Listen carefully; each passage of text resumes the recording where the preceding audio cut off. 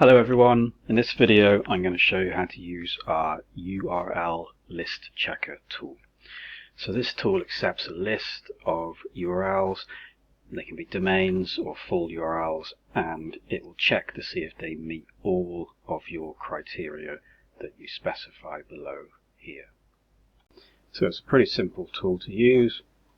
Enter your list here or upload a line separated file here, and then we'll go through some of the settings below.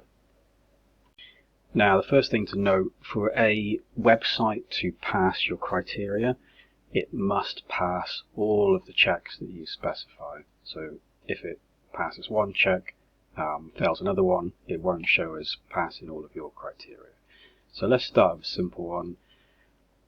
We want to know which of these websites we've entered are WordPress.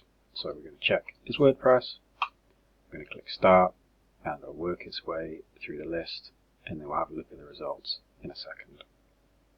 Now we've come back a few minutes later, and you can see of the 400 websites we entered, you can see 108 passed our criteria list, and that was simply that they are WordPress. And we can export these past URLs, and you can see we've got a list there of ones that pass, and then we can also export the ones that have failed, and you can see we've got a list of failing URLs and a reason that they failed as well.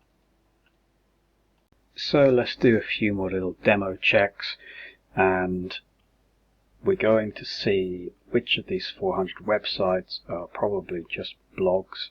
So we're going to check the title tag of these home pages to see if it contains the word blog.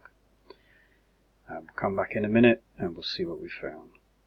So we've come back a few minutes later and we've checked those 400 websites, and we can see that there are a few which do have the word blog in the HTML title.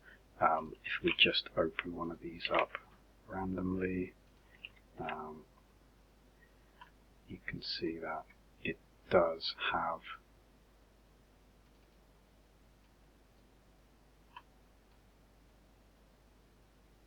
the word blog in the title there. So let's do another check now. We're going to paste in a load of random websites from somewhere in the middle of the Majestic Million list, which is just a big list of websites, and we're going to see which ones return an error. So that might be if the hosting's down, the domain has expired or something like that. So we'll kick that scan off, and then we'll come back in a minute and see what we find. So we come back a few minutes later and we've worked our way through that list. If we export these failed ones and open them up, you can see the list of failed URLs, and you can even see why they failed.